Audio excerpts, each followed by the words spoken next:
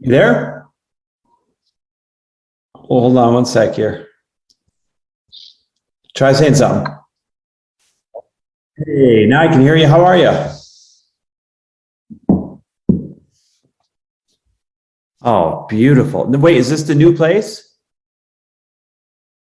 It's absolutely gorgeous. I love that I've got a better idea of where you are too now, like after being there. It makes it that much cooler. What do you think of the place? That's so good. I love it. I love it. I love it. Well, let's discover what the biggest challenges that you have are today. And at the same time, I'll give you some feedback when Matt and I went on that long walk in Beverly Hills. And then we'll set some goals. We'll set some objectives to see what we're going to solve and when we're going to solve them by. But I think there's a lot of low hanging fruit to take it from whatever you say is broken to being a lot smoother for you. By the way, when I swipe over, I'm taking notes. So if it seems like I'm kind of doing this.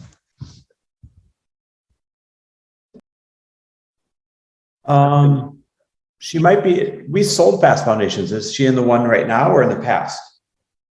Oh, I know who she is. Yes, yes, yes, yes, yes. Yep, yep. Strawberry redhead.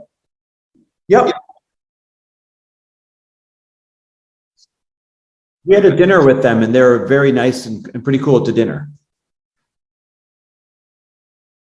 I gotta be honest, you guys, this is not a you thing. Outside looking in, this is not a you thing. This is a 100% him thing from a place of scarcity, and it's really weird. Uh, it's really weird. This is not you. First of all, one, you're perfectly legal to use Live Life Now. Number two, perfectly ethical, not just from a place of where your intentions were from, but it has nothing to do with a financial brand, whatever. It's an aspirational life brand. And three, I was at that thing, listened very closely the whole entire time, read The Latte Factor on my way home, and never once have I associated him or his brand or his next anything to Live Rich Now, ever, period. No, I did the audio.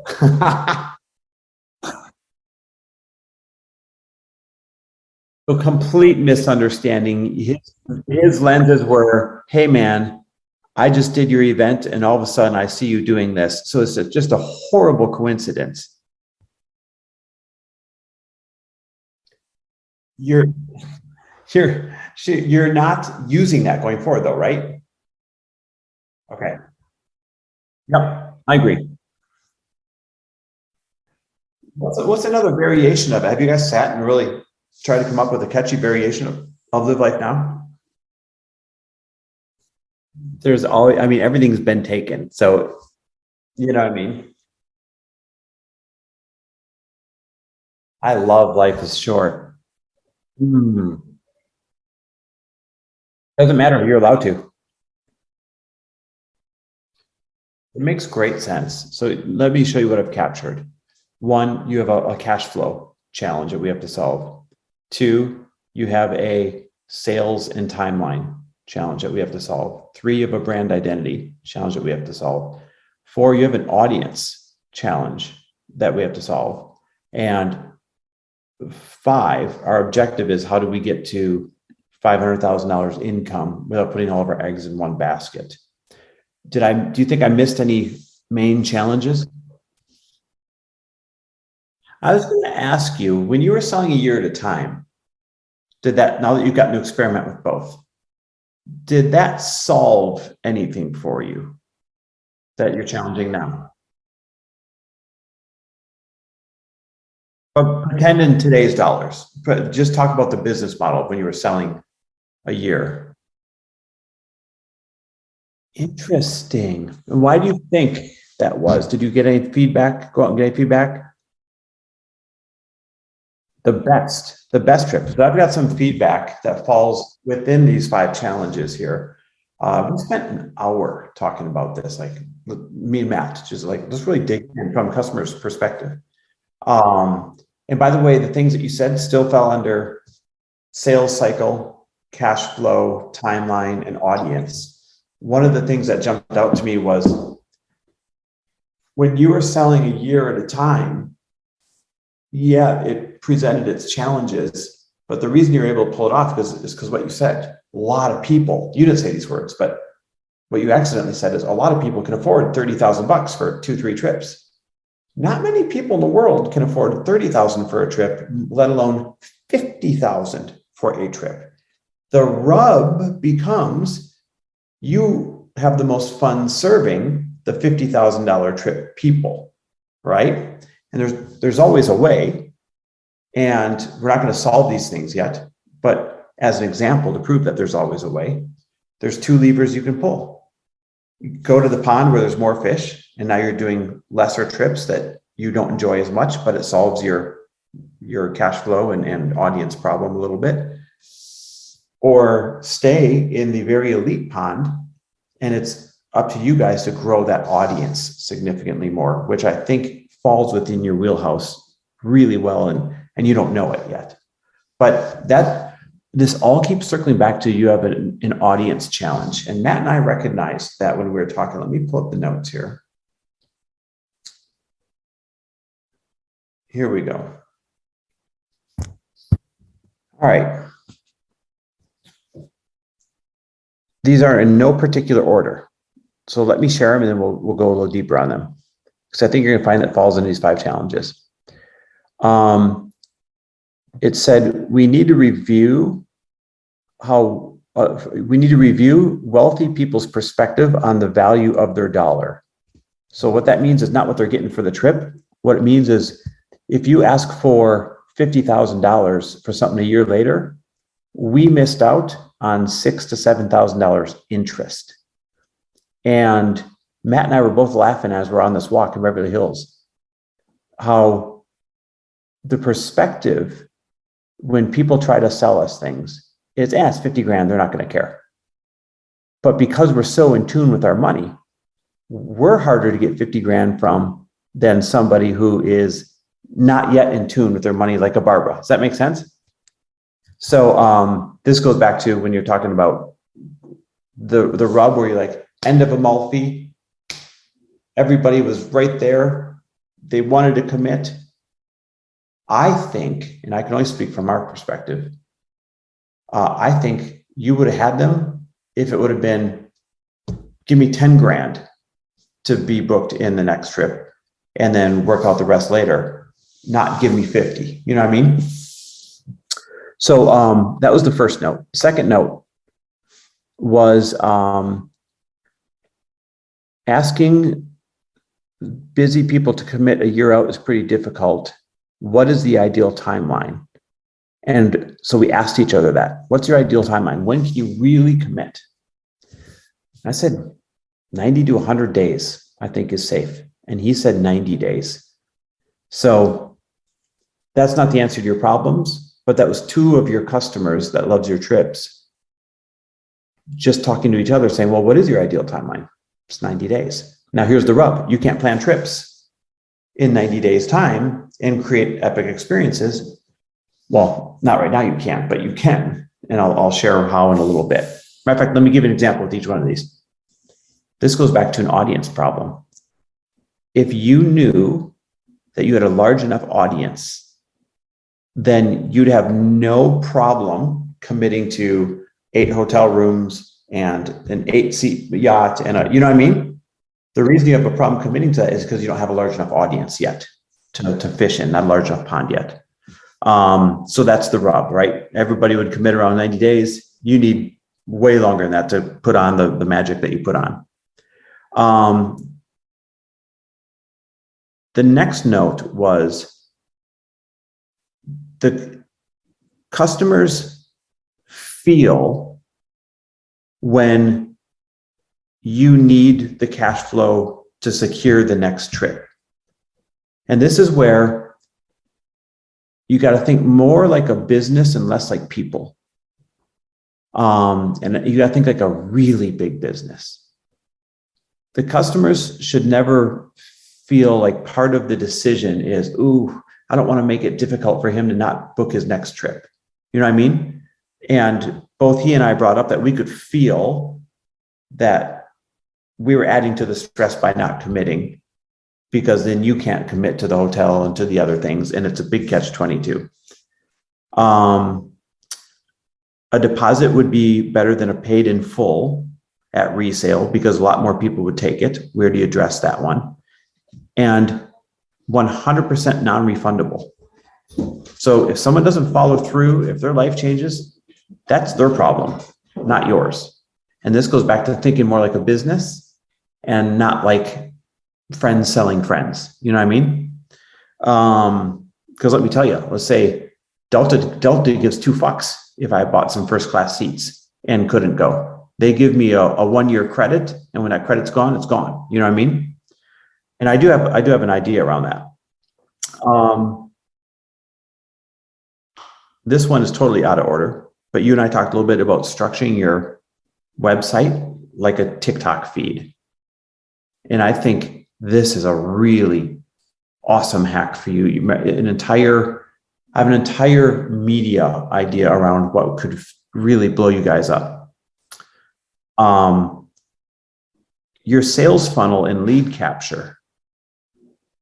I don't know that you have anything, and you had alluded to this. I don't know that you have anything that is really strong top of funnel to capture and nurture people until they're ready for a trip, because what you sell is very much a timing thing. People always want to go on a nice trip, but they can't go on a nice trip until the time is right, right? Some weird sweet spot between they're not launching a company and they didn't just have a baby and the kid is old enough, and that, right? You sell very much a timing product. You have no problem selling the desire to buy your product. You have a problem with timing.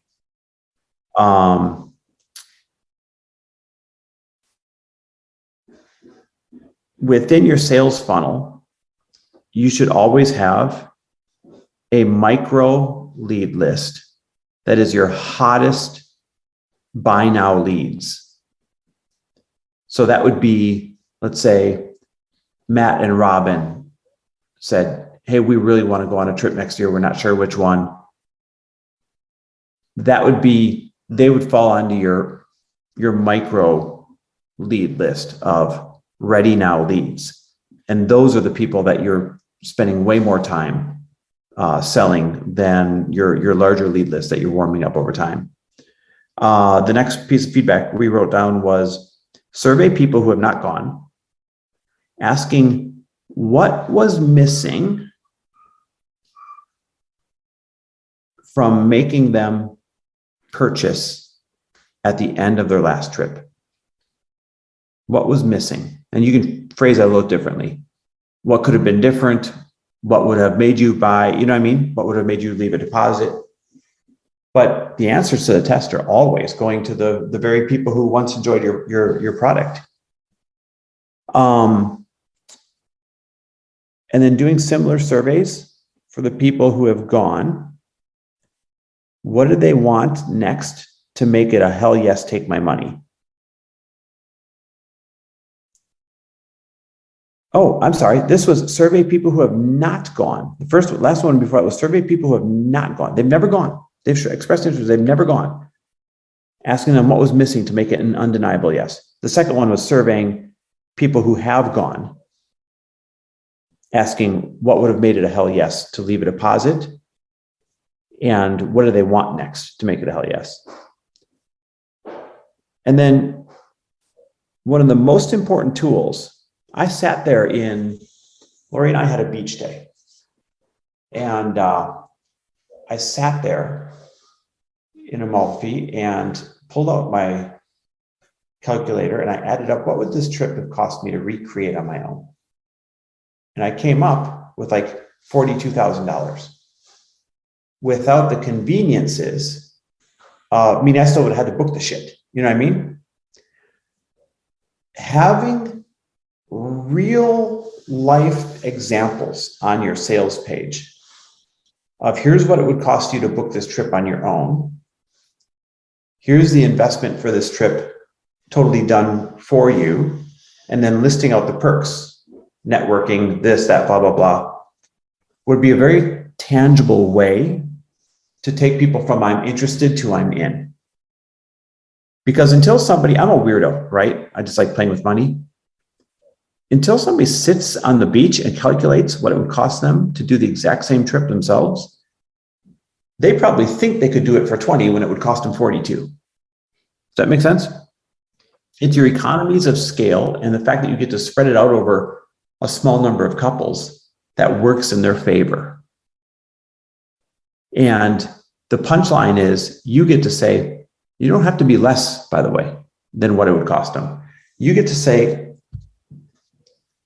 coming on this trip costs you the exact same amount as it would cost you to book on your own, only my payment for doing everything for you is already baked into the discounts I get from economies of scale.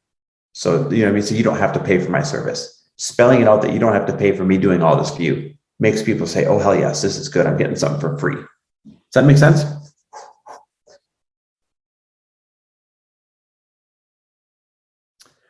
He and I really struggled with that. And we didn't have a clear answer to, are you selling the trip or are you selling the mastermind? And the best we could come up with is there isn't a clear answer that is going to be like, this fixes everything. You're going to have to choose which you're selling and then attract everyone that's looking for that thing, because they're two very different things. I go because it's a once in a lifetime experience that I wouldn't book for myself. It has nothing to do with masterminding.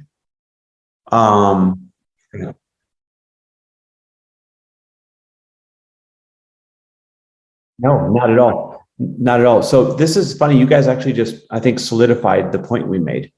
When I said we couldn't come up with whether it is a mastermind, and don't get stuck on the word, but what one represents, or whether it is a once in a lifetime trip, it's because you had one of your customers who's been on a lot of them, me, just tell you, to me, even though I got a business partner out of it, it's a once in a lifetime trip that I wouldn't book for myself. And that's the attractive part. I've never gone on a single one saying, I can't wait to see who I meet next. So your reaction to that of saying, no, look, you wouldn't have this, you wouldn't know this person, right? Probably says two things. One, I'm a buyer of your trips. And when I told you what it is to me, you said, no, it's not. So that's a rub. Good luck selling me. You know what I mean? And then, but hold on, hear me out. And then the second thing is when you went and listed all that, that's masterminding. And I don't even like the word anymore. That's masterminding. So how do we capture that tangibly and lean into what that is? But then we can't lean into it's a once in a lifetime trip as much as we do the power of the, right? And that's why you can tell we really had a tough time coming up with a singular identity for this. Because to me, it was, I'm going because I'll never go on trips like this in my life. And he was saying, he was pointing out, well, look at all the relationships made and the things that have come out of it. And yet, I think he said that you guys didn't want to call it a mastermind. If I remember correctly on the walk, you must have said that to him or something like that. So we really had trouble identifying which one of these things to lean into. I didn't know there were high-end curators that would create something like this for me. Yeah. So this is really good clarity.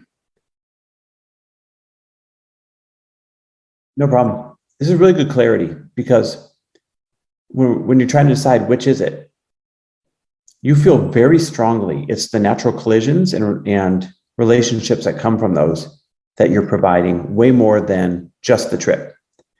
And so I think you've got your direction to go with your marketing, and it's a matter of coming up with naming it, making it clear and concise how to say that, you know?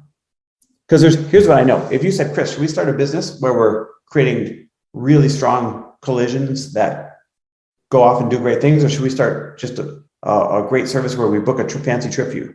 I'd say start the one with the natural collisions. People want network, they want to try to, right? Brett and Shalene, there's not many Brett and Shalenes in the world compared to the number of people that want to go have that experience and network. We're talking probably 100-to-1 ratio. Yeah, I'm telling you, you guys are getting massive clarity right now on what the value is. You're passionate right now that this is the right, not networking. What's the word you just used before that? Not introductions. Help me out here. You literally connecting. This is connecting the right, is by no means a tagline. This is connecting the right minds and the right opportunities accelerated because of the experience that they're having, right? That's what this is. So it becomes, how do we clean that up? And type that out real quick here. How do you clean up making the best connections and the best opportunities accelerated by, finish that for me, once in a lifetime surroundings. Yeah, experiences. Yeah, that's better. Because that is the crux of what you're doing. You're absolutely right. You meet in a conference room, may or may not go off into the sunset together. 50-50 chance. You spend days together breaking bread, touring a 2,000-year-old museum, being on a yacht. You absolutely are accelerating those relationships that then accelerates the opportunities. So that is what you are selling. And you're both very passionate about that's what you're selling. So if that's the target, then all we have to do is clean up and say, how do we make this tangible? How do we make it clear? And how do we communicate this in a way that makes people pull the trigger? I love that. I love that. Rob, if somebody stopped you, on an escalator, said, what do you do? And you had one sentence to answer it, I would imagine it would sound then something like, I create once in a lifetime experiences that result in lifelong connections and life-changing opportunities.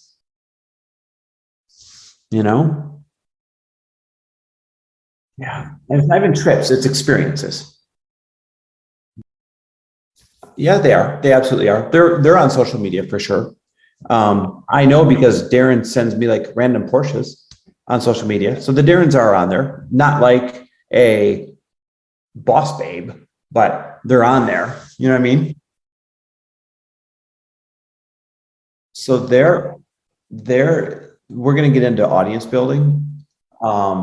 There's so many things I think you guys can experiment with that you haven't tapped into yet. And one of the biggest ones is bumpers on trailers on podcasts that the Darrens of the world would listen to.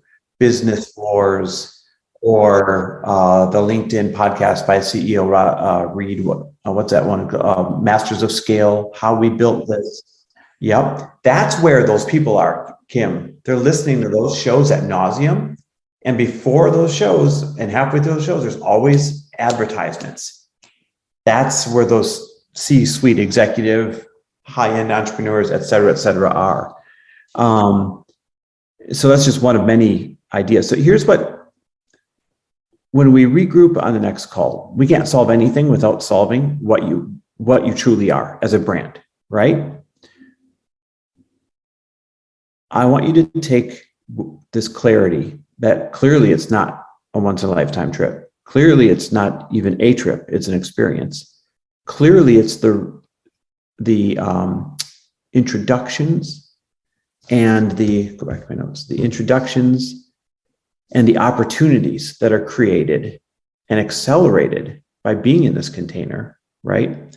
The two of you create once in a lifetime experiences that result in lifelong connections and life-changing opportunities. I want you guys to come up with how, in one sentence, what you do, because the old idea of start with the end in mind and work backwards from there, that is the end. What you create is the end. So we have to begin with that in mind and work backwards from there. You have that. That's what that tells us where our customers are. That tells you how they want to pay. That tells you everything. So we need to start with the end in mind, and the end is the result. What is it you guys are actually selling? And by the way, don't let this get caught up in, I don't want to only sell experiences, because the trickle down is you're actually going to be able to monetize your podcast. You guys are an aspirational brand, and we haven't talked about this yet. There's so much money to be made in sponsorships for aspirational brands. We probably have an idea, but you have no idea. There's so much money you guys are leaving on the table. And a good example is when, what the fuck's her name? Come on, who is it? Somebody created a trip, an experience, and went out and got sponsors. It was their strength. And basically had all their overhead covered totally for free by having these sponsors that bled into the podcast and was the main sponsor of the trip. Amalfi by Light Pink, like that level of sponsorship. There's so much of that money out there for aspirational brands that you guys haven't tapped into yet. So here's your homework and here's my homework. You guys come up with what in the heck are you selling in one sentence? And how do we make this tangible? Because then we can start with the end in mind. I am going to come up with more extensive notes because I have a hunch of what it is around your sales cycle that would work, around audience acquisition, where your customers are. And then we'll take it from there, call by call by call. Is that fair? Is a week too quick for you guys? Do you want to do a couple weeks? Should we do Tuesday the 9th? Is that 2 weeks? When are you going to be in Austria? I can't do the 1st. I can do the 2nd I'm trying to do the conversion in my head. I'm in Central, all the way through mid-September. Yeah. So I can do the 2nd at noon for an hour, and we just keep taking these chunk by chunk by chunk. Does that work for you? Okay, so send me an invite for the 2nd at noon. Have that answer, and then that's going to unlock so many of the other things in terms of where is your customer, how are we going to acquire them, what does your social media plan look like, all of that. You're spot on. People will numb out to what's aspirational because they want to dream a little bit that's their life.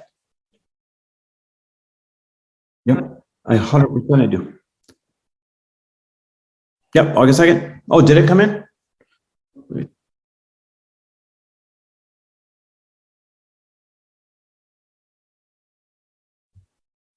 Was it via email? Yep, got it right here. Yeah, yep. Dude, I just texted him yesterday. I'm like, dude, you got your date figured or what? Because time's ticking here. Okay, I need to know which day we're celebrating his actual birthday, because I'm literally coming in the day before, celebrating with you guys, flying out the day after. Yep. That's all I have time for. I'm literally coming across the pond to celebrate him. That's it. Probably not. There's a possibility, but probably not. I don't know. I got to get on my other call right now. Good to see your faces. Bye-bye.